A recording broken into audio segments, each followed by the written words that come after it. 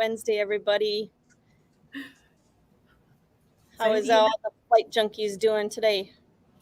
That was an awesome intro, and I would just like to say, welcome, welcome, and welcome. And if you would choose to accept this mission, number 53. Woohoo! You're going to give me diabetes. That's too sweet. that was intense, like a circus fire.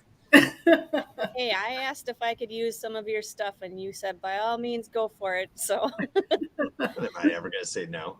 That was well, thank you. Yeah. So anyway, yeah, I had fun making that intro. And this guest that I found a couple months ago, I think you guys are going to really like her. She's into general aviation. She's got an awesome story. I haven't heard it all, but she's out in Tacoma, Washington. And in August, I'm hoping that maybe Eric and I can connect with her and her husband at some point, because we're not going to be too far away from her. So let's introduce Deanna. Hello there. Hey guys, how are you? How is everybody? Awesome. We got 16 in the chat watching right now, and hopefully more will come as the show goes on. So nice. I'm sure some people are out flying right now. So, but yeah, I found you, I believe, on Instagram. Oh, nice. And we'll talk later about your social media where we can find you. But one thing I did want to mention is, guys, I see Nick did it. If you guys can, we're going to try something new. Put a Q next to your question if you have any questions for us or Deanna. That way it'll be a little bit easier to spot, and we don't want to miss anybody's questions. So I guess let's start with you, Deanna. How did you get where you're at? Where are you from? Oh gosh, going way back or just however far you want to go. Well, as far as flying, I'm a late bloomer, I guess, in this whole sport of flying. I had originally flown in a small airplane when I was just probably early 20s, absolutely loved it, but it never dawned on me it was something I could do. I was dating a guy and he had a small plane and we used to fly up in the mountains, and I just remember being in awe of it. But we broke up and, life kind of happened. But so when I met my husband now, we went on our first date in his Skywagon. And he always teases me about, I fell in love with the Skywagon before I did him. Anyway, which, is kind of a tie. So you said it was all the chatter. What? You said it was all the radio talk. Those radio calls are pretty hot, I gotta say. But yeah, so I was 54 and I met him, and it's just a kind of a love story, all in all. But went up in the wagon the first time, and just seeing that perspective from the air is just a whole different ball of wax. And this super sweet man, so he kept telling me we're instantly together after that. And he kept telling me we'd go flying and stuff, and I'm like crying because I'm so just overwhelmed by it. We live in a beautiful area too, but it's just a whole different thing. The sense of freedom that you get, you guys know how that feels. And so he kept saying, oh, you can do this. And I'm like, no, I can't. No, I can't. And he said, yes, you can. And I'm like, finally said, okay, fine. He said, go just do a discovery flight. And I said, okay. And I did. And then kind of the rest is history. I haven't stopped. We got married, and he says, now it's my Skywagon. But yeah, so that's kind of a little slice of the story there. Cool. So, Steve, do you want to go first? So, Nick Griffith wants to know, what's the biggest thing you flew? So far, the biggest thing I've flown is the Duchess. It's a twin. It's a real, I don't know if anybody's ever heard of that, but only about an hour in that. But I was kind of surprised at how docile of a plane it was. I really had no idea kind of how it flew, but that's my biggest so far. Bill H., he is from Louisiana. He wants to know, how do you know about PPG and what do you think about us? So having met the Flying Flamingo just online, she found me, and so I've watched a few of the YouTube kind of interview things. So I'm still learning about you guys. That's a whole different ball of wax there. I think you're far braver than I am. Would you consider doing PPG? You know, why not say yes to everything at least once, try it. That's how I kind of live my life. So I definitely would give it a whirl. Yeah.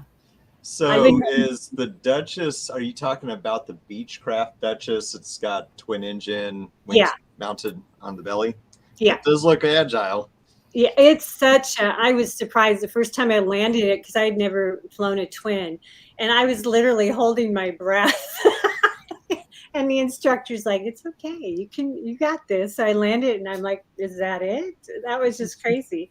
We did like a engine out. He feathered one of the engines and it was just a pussycat to fly. I was surprised. Sounds pretty awesome. And you normally fly a Cessna, what'd you say it was? A Skywagon, a 180, Cessna 180.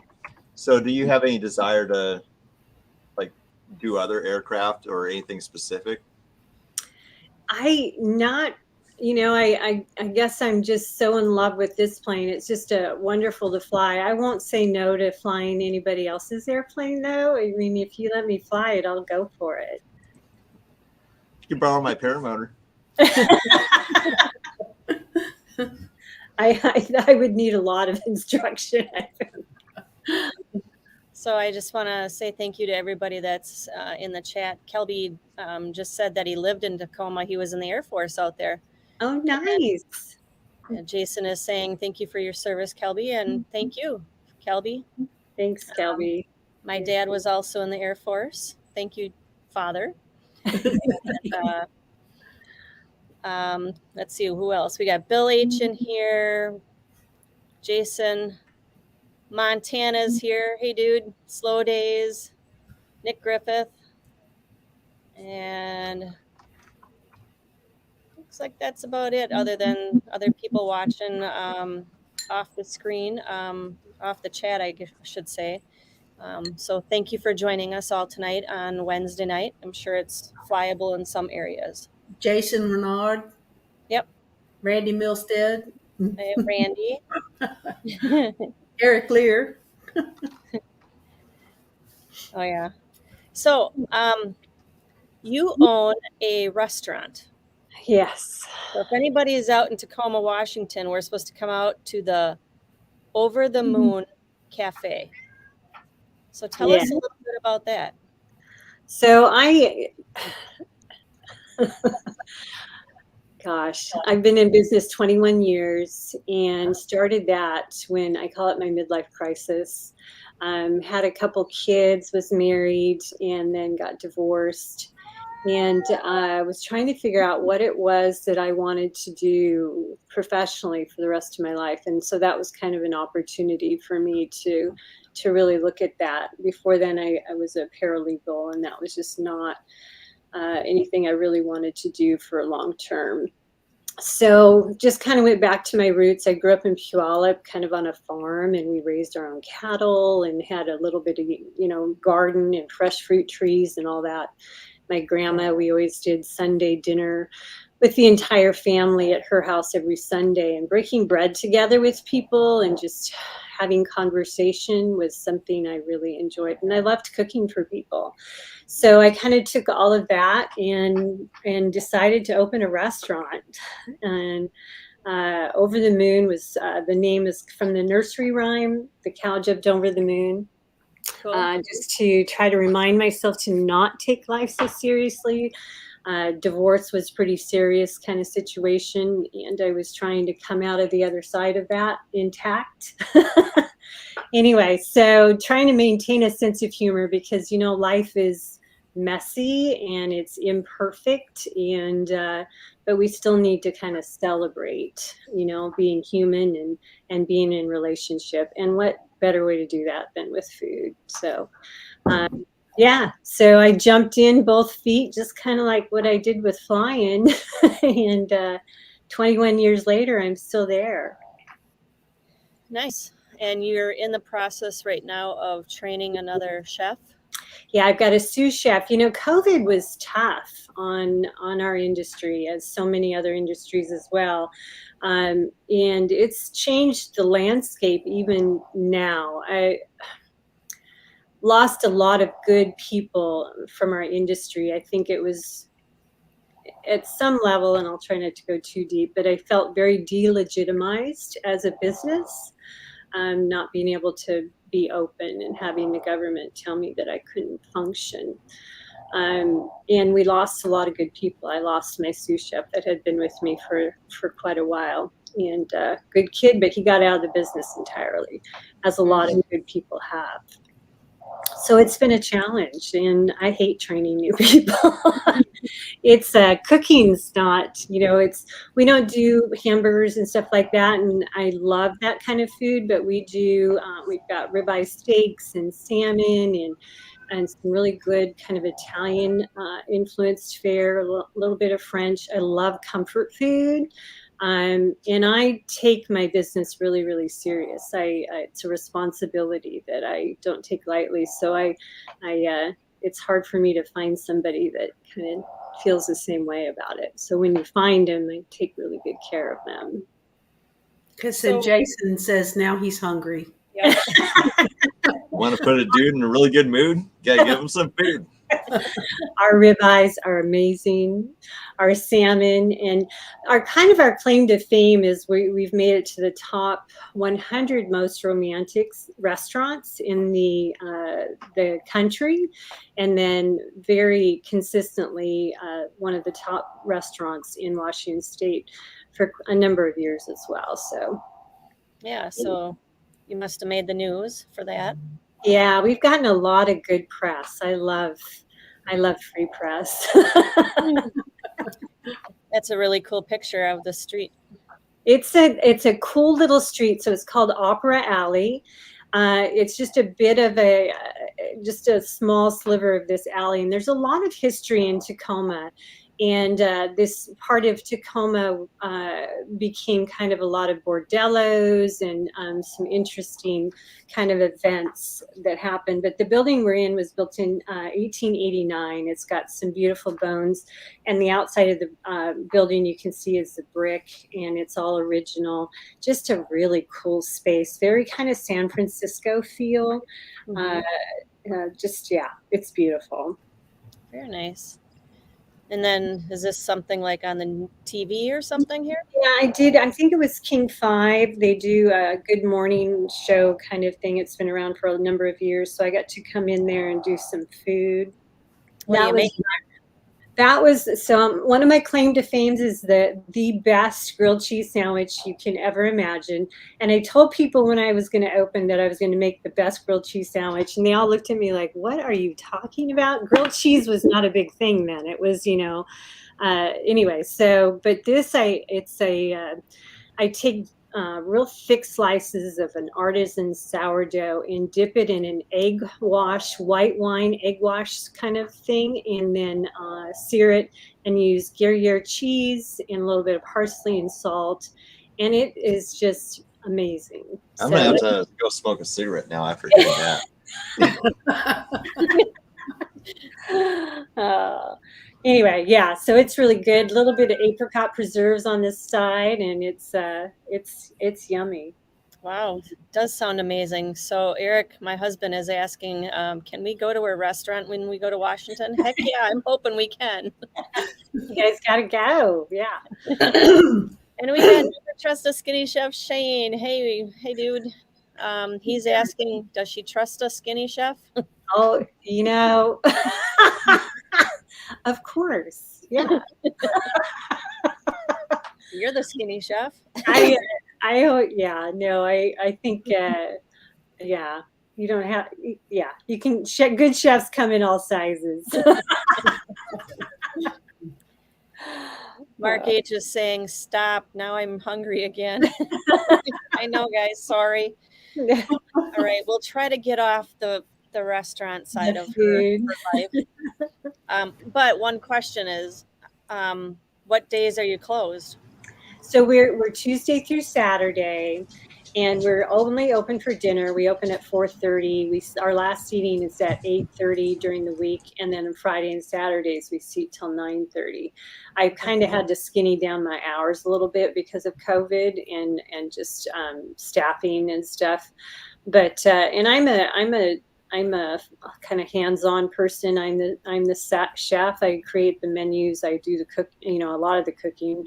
And anyway, so those are our hours. And yeah, we seat 34 right now. And so it's super small. And you can do online reservations through our website, which is the best way to do it. And yeah, it's fun. Okay. Well, I'm sure Eric's mom and dad are watching too, so maybe they'll come down from Linden sometime and check it out. Yeah. And hopefully we can request the chef to come out personally to say hi to us. Of course. Although they don't let me out very often. We'll drag you out. All right. Anybody else got any questions about the restaurant, or do we want to talk about her flying now? So, Luis or Steve, you got any questions? Oh boy, bless you. When I'm done sneezing. How many hours do you have flying? Just about 600 now. I'm getting close to 600. So I'm still a baby pilot. I feel like a baby pilot, but I fly on average about 100 hours a year. So we fly a lot. I try to fly as much as I can. Why is it everybody told me that 600 hours is not a little bit? That's a lot. So yeah, that seems like a lot. That's kind of what I'm thinking. A lot of credit.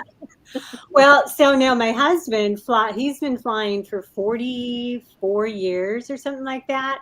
So and all his friends, and we've got this hangar, and I hope you guys can come up, or if not, this next time in August, someday we'll have you over. So we have a hangar on Tacoma and Married Airport, and it's Charlie 12, and everybody on the airport knows where we are because my husband's been there for probably close to 24, 25 years. So he's kind of like the mayor of Tacoma and Married. And every Friday night there's beers and brats about 4:30, and you just come and go. And anyway, so I'm around all of these aviators Delta pilots, all these guys that have been flying for literally years. And so for me, I feel very much like the baby in the group because all these guys have been flying forever.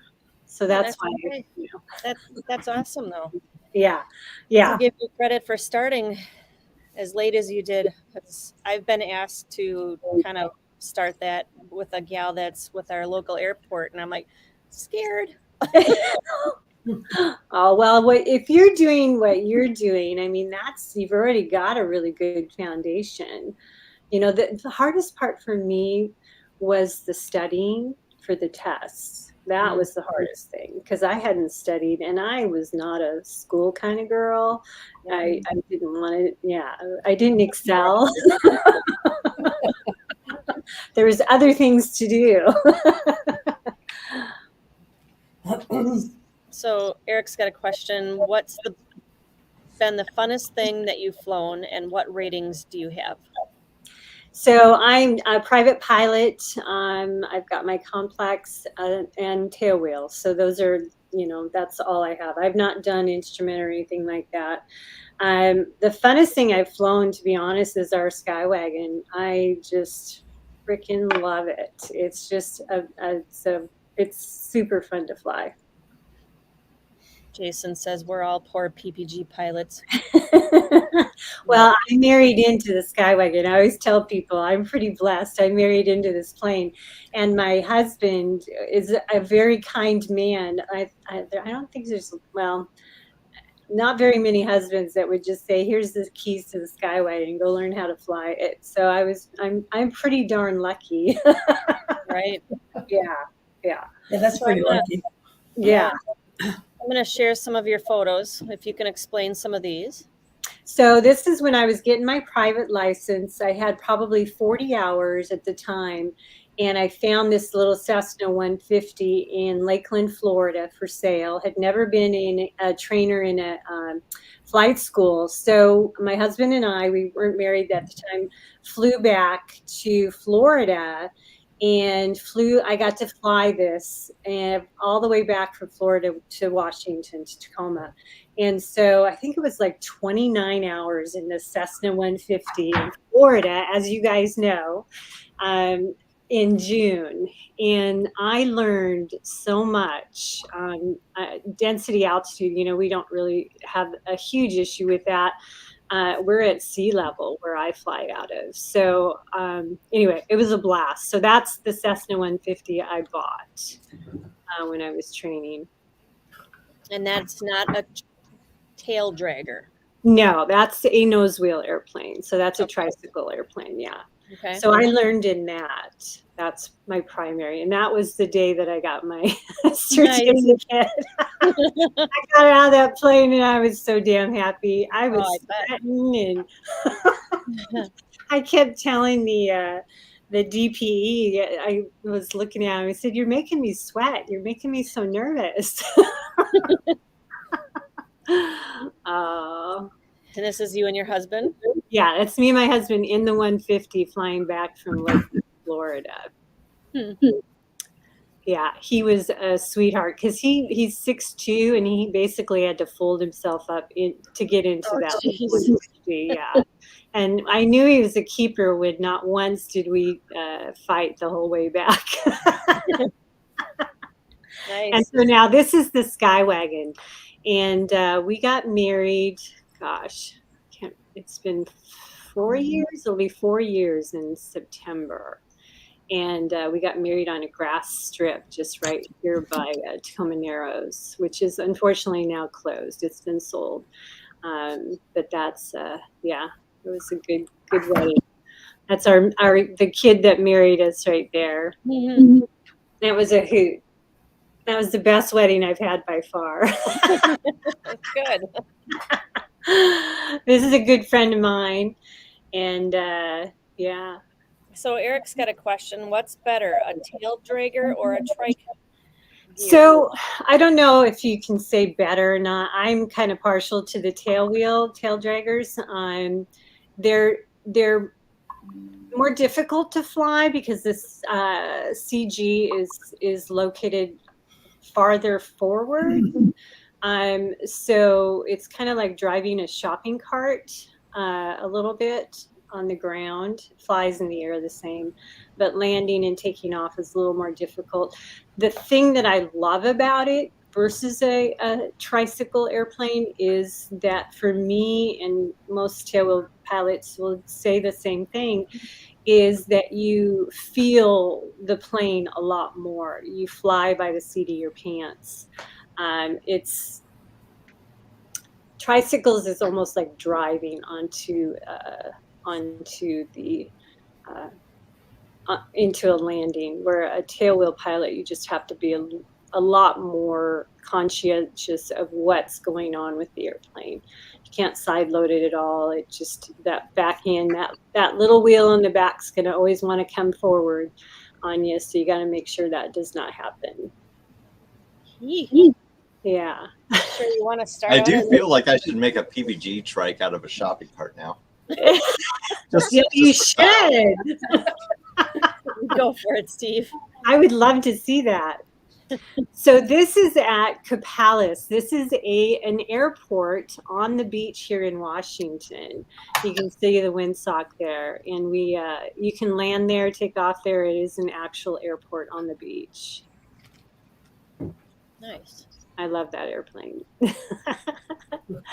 This is a picture of, I can't remember where that's at, of one of our mini stops on several cross-country trips that we've done in the wagon. This is where I got my tailwheel transition. So I went from the 150 we were flying back east in the 180. And my husband said, let's stop in Idaho and get you transitioned into the 180. And so I got to go to the McCall Mountain Canyon Flying Seminars. Lori McNichols owns it, and she does backcountry flying seminars. And she's got several instructors that work for her. She's very well known in the area. So I got to learn how to fly the Sky Wagon in Idaho. Got to go into Johnson Creek, all these really cool places. And that's where I got to do that. It was a trip. Nice. Yeah. That was one of the places this is Bruce Meadows. That's where I did the most landings. It's easier in a tail dragger to learn on the dirt than it is on asphalt. Especially these 180s, they're tricky to land. Taking off is a blast, and it's also tricky. You have to put in a lot more right rudder. You've got P factor and all these different things going on. As soon as you lift up that tail, you got to have right rudder in there to keep it going straight. Anyway, so landing on grass and taking off, those wheels are going to catch a lot more. So you've got a lot more stability on asphalt. These old gear can be really hard to handle. So if you don't land just perfect, it'll shoot you right back up into the air if you land on asphalt. So it can be quite entertaining and also quite frightening. So, what is your takeoff speed on those? It'll lift off. Our stall speed and such is about 38 to 42. We've got a bunch of mods on this plane, so it wants to fly real fast. It takes off in about 200 feet. Is there a length of time or a number of hours that you have to be trained on a tail rudder? No, so you can get your instruction in a tail wheel. That was originally, most planes, they're called conventional gear because that was the original way that any airplane was made, is they had the tail wheels. So the tricycle gear just came along. I'm not sure when, but it was probably, I would imagine, in the 60s, maybe 50s. So it was just an easier way for people to learn how to fly, because there were quite a few accidents, if you go back into aviation history, just the whole process of how these planes came about. So Yeah. Mark H., PPG Trike Jockey, said ground loops are a thing. Yeah. And then he said requires good rudder control, like you had said. Yeah, totally. Gotta have good rudder. On the ground, even in the air, it's all about the rudder. In these things in ground loops, there's a saying that there's those that have and there's those that will. So it's yeah.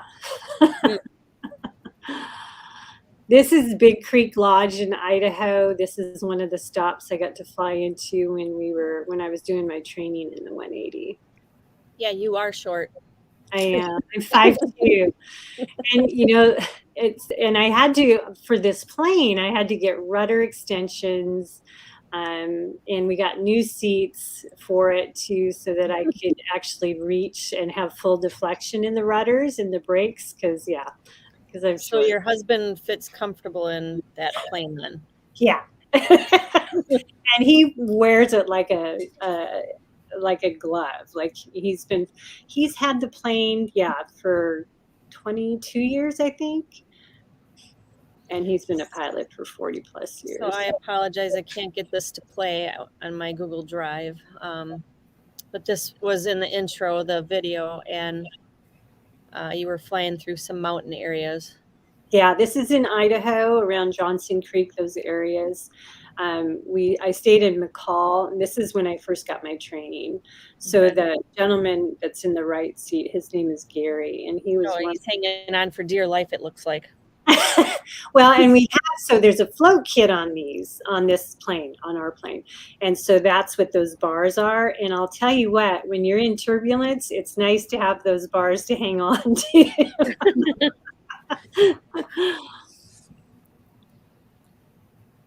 This is at the High Sierra Fly-In, and my all-time favorite fly-in, it's in northern Nevada, and it's once a year in October. And has anybody ever heard of the stall drag races? Yeah. Okay. Yeah. So this is the where they do the championships for the stall drag, and I think there's like usually it's gotten bigger and bigger every year. There's a bunch of stuff. AOPA is one of the sponsors now for it. They've got it in stall drag races are now a class in the Reno air races too. So they've done really well with it, and it is just a blast. Any and every kind of airplane, paramotor, all these different things. If it flies, it's out there. And I think it's like 2,000 or 3,000 people, like 500 plus airplanes. I think they actually did like 1,000 airplanes. I can't remember all the numbers though. Anyway, so it's just out in the middle of the desert. It's like, leave no trace behind, just like Burning Man. And it is just a hoot. It's a hoot. So, quick question for you. I actually got into paramotoring because I followed a gentleman that did the short takeoff landing bush plane aircraft, Trent Palmer. Trent Palmer. And I thought that was so neat, but I was like, I will never have the funding to be able to do something like that by a long shot. Would you ever be interested in, have you ever taken a look at those planes and been like, hey, I want to go land on this hill and have a picnic and take off? And oh, absolutely. And our plane, so Trent Palmer's got the Kit Fox, and they're very small airplanes, but he's got he's got a bigger engine on his Kit Fox, a lot different mods. It's not a fixed prop, so he's got a lot more availability. It's much more like a Cub kind of airplane, so he can do a lot of that. But the Sky Wagons are built. I mean, they're bush planes. So yeah, so we do a lot of that. We're back in the backcountry doing that. In where Palmer is, they have so much more BLM land, so he's able to do a lot more than that than we can up here in Washington. okay. I've had some friends of mine that got tickets for landing on sandbars in the rivers up here, so it's just a little less probably. It's more populated, I guess, is probably part of the reason.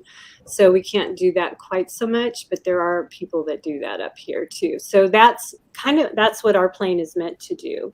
It's very much an Alaskan bush plane. Oh, awesome. That's cool. Yeah. And Trent Palmer is, when I first started flying, I found him too on YouTube, and his videos are amazing. Yeah. And he does the stall drags. He did. So he can't do, or he's not doing them anymore because of insurance issues. And I think there was one of the original pilots too that had the Draco. Did you ever see the Draco airplane? Yes. Mm-hmm. Yeah. So I got to see that before it crashed. And so they're not, that was kind of an unfortunate situation at Reno. Anyway, so all those guys are super, super nice. A great crowd of guys to kind of see what you can really do with all these different kind of avenues of flying. I've practiced a little stall drag myself. Nice. So I got to see some stalls in practice. I think it was last year down at one of our training LZs that we were just flying at, and in Sauk City, Wisconsin. And the gentleman, the farmer that has his buddies come out on our little grass runways, they were practicing for EAA. And I know you said you're not going this year, you're going to a different one, but that was pretty impressive because they were practicing their short takeoffs and short landings. You're That not was- going to Oshkosh? No, it's on my list, but my damn restaurant gets in the way of all my fun. Oh, I know. quit. So, Eric's asking, what cross countries have you done? So I did the one from Florida back home in the 150, which was definitely the most adventuresome one, because my husband, I can't remember, I won't say how much he weighs, but we were over gross every time we took off in that airplane. Between him and I in full fuel, we had to send all of our stuff back. Basically, I said, "Can I keep my makeup?" But so that was the first one. So we've gone back to he's got family in Ohio. We've been to Florida. We've been to First Flight, Kitty Hawk. We've gone there twice. I just love that place. It's like you go sit in the grass, and it's just the sense of this is where it all began, right? No, Oh my God, it's amazing. And I got to fly it in the paramotor too, the exact route you took. Oh my gosh, it's just amazing, isn't it? So you did that whole thing. You came in with the paramotor? We drove there, but we stayed farther down on the island, or down in Frisco. We camped. We love staying away from all the tourists. And then we met a bunch of the guys up there one morning, and there was probably 5-6 of us that took off and right from the runway and flew around for a while. And we went out to the ocean side and flew around the outskirts of the monument and stuff, and saw some deer crossing the runway. And oh, how amazing.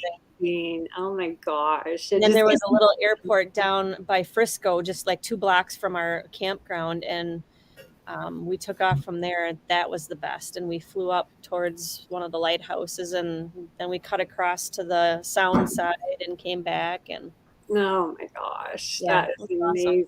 awesome. That's amazing. Yeah. Love it. So we've had another gal. We've had a couple of general aviation gals on and talking about flights. And our girls just want to fly group page that I'll get you in also. I don't know if everybody remembers Misty Hanna. She was from Illinois. She was a mom, and she got most of her kids out the door. She's got one that was still in high school, and she decided she wanted to do her aviation training, and she did her second solo flight recently. And she had posted that she went to some town and ordered pizza, picked it up, and she had it delivered to the airport and flew it back home for the family. Nice. I love it. Yeah. I love it. So I give her lots of credit for doing that too. Yeah.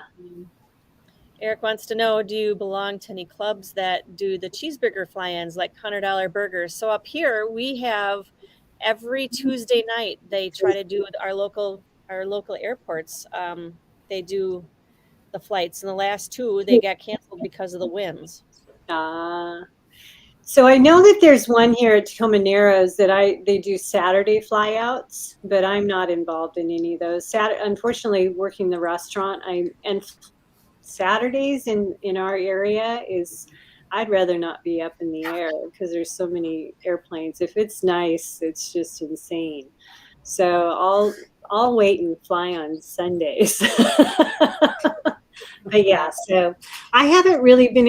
I've joined Ladies Love Tail Draggers. That's a group. I want to join the 99s. I've not done that yet. So my girlfriend is on one of those, and I've so been asked to join that, but with one of the local gals here, she's trying to get me into it. But they say ultralights can be included, but not paramotors. Not paramotors? Huh, I wonder why. So That's weird. Yeah. It's because if you're a tail dragger as a paramotor pilot, that means you didn't take your deworming medicine.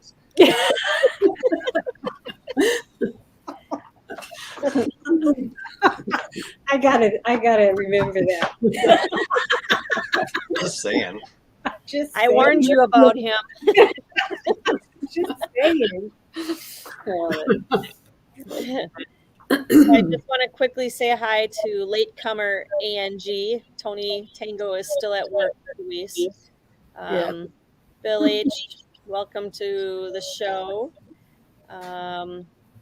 Mark H., PPT Trike Jockey, you guys, thanks for joining.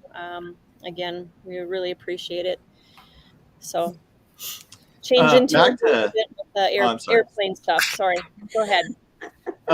Back to Eric's question about the cross countries that you've done. What are the most interesting places you've flown at?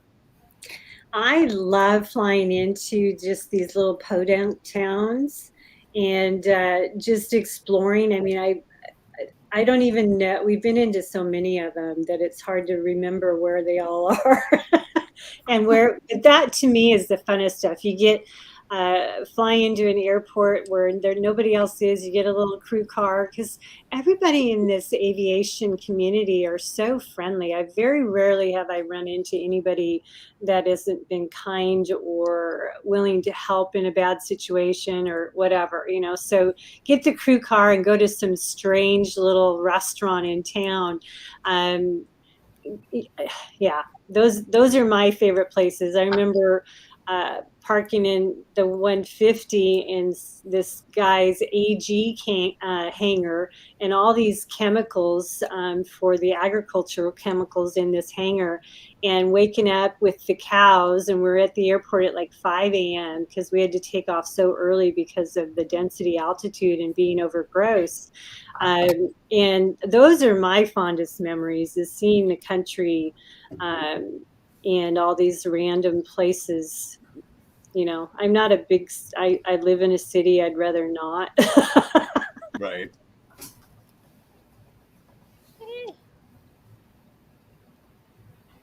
Did we lose her? Where did she go? Sorry. Oh, yes. We got to fly by the monument. Oh gosh, I'm going to forget the name of it. Just flying by different, national monuments is really cool too. I missed that.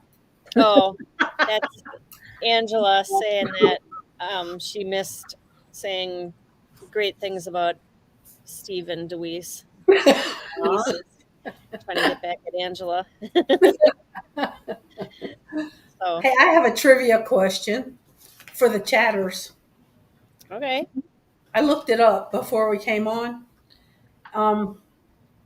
If anybody knows anything about, it's an aviation question.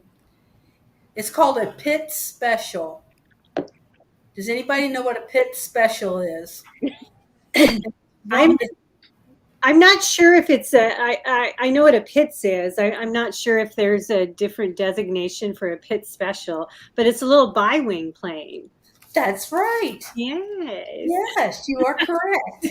Awesome. They're little hot dog tail draggers. I mean, aerobatics and aerobatics. Yeah.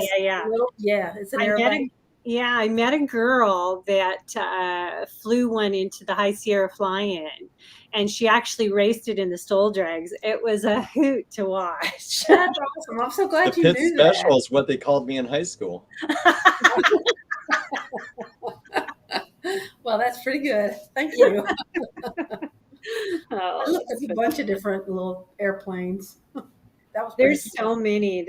I'm slowly but surely, my husband's got like this steel trap memory and I don't, but every airplane sounds different, and it's just so much fun to get to know all the different airplanes and different. I'd never heard of one.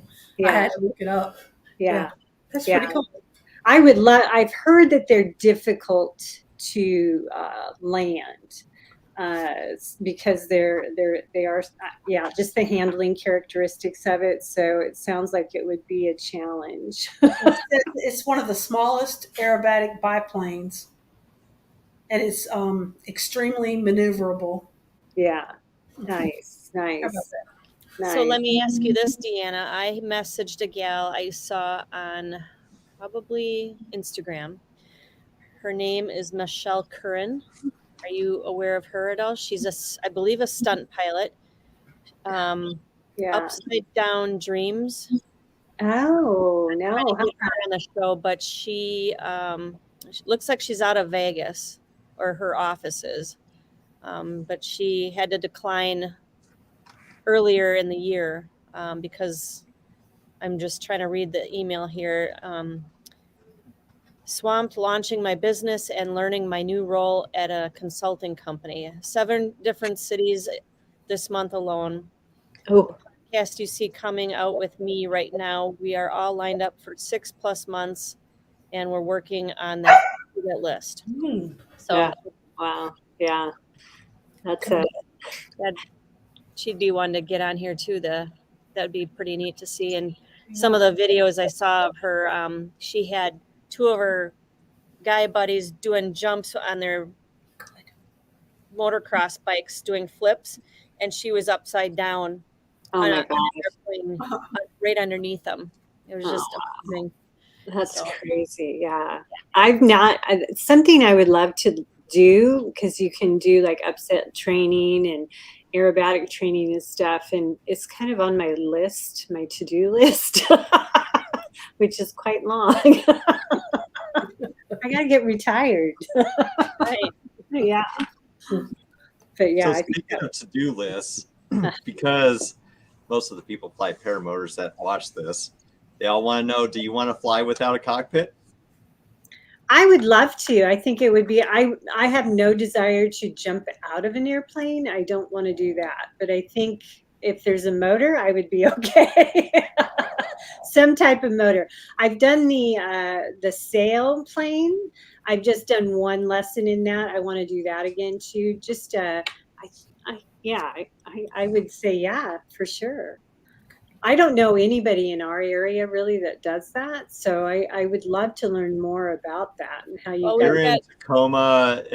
Dimitri with Iris Paramotor is extremely close to you. Oh, and then really? there's a gentleman up in Linden. Linden? Okay. Yep, that we met. He's an instructor. Wow, nice. So Yeah, I'll have to get more info and do some research. Probably give you an intro ride. I would love that, especially if I don't have to fly it. You come here, my husband can give you an introduction training flight. Nice. I personally did a tandem with Iris Paramotor, but I was wearing a dress when I did it. Well, hey. And he's a very kind, comforting person.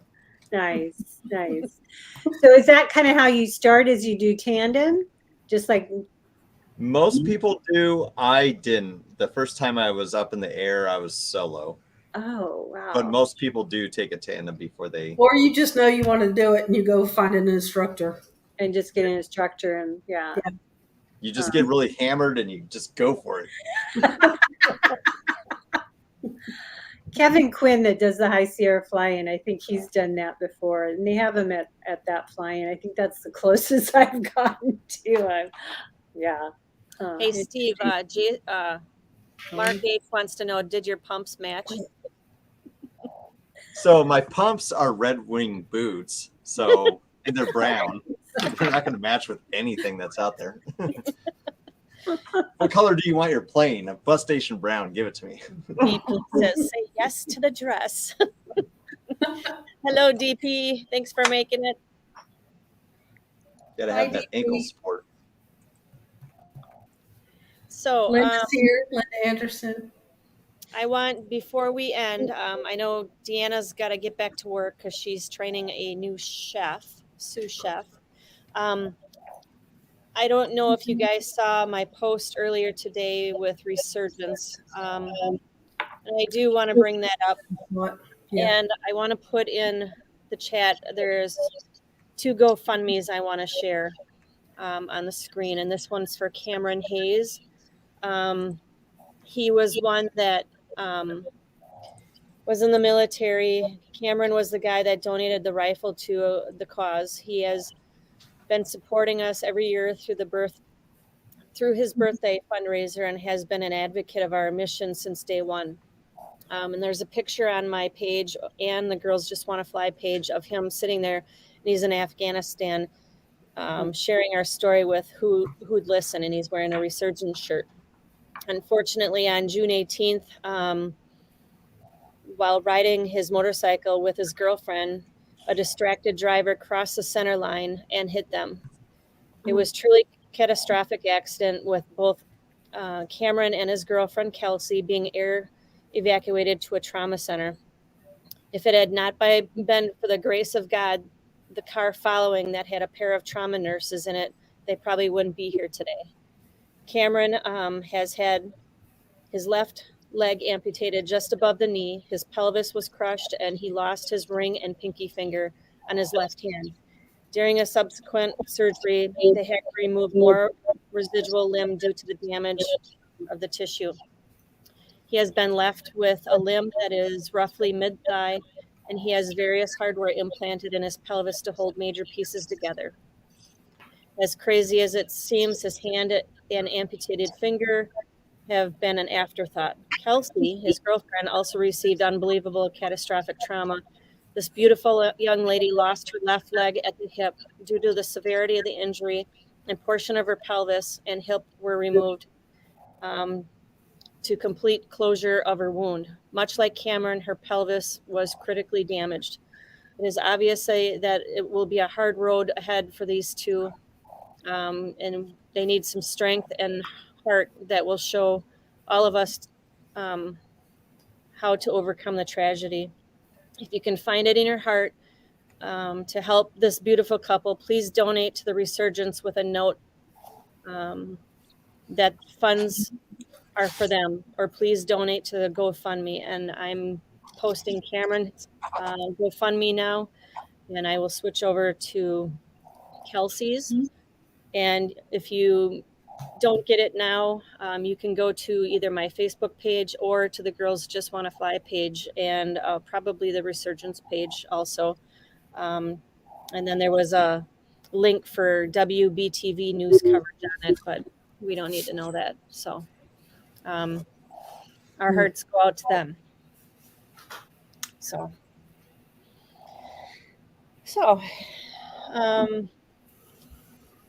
yeah, on that note. Horrible accident. Man. Yeah, very horrible.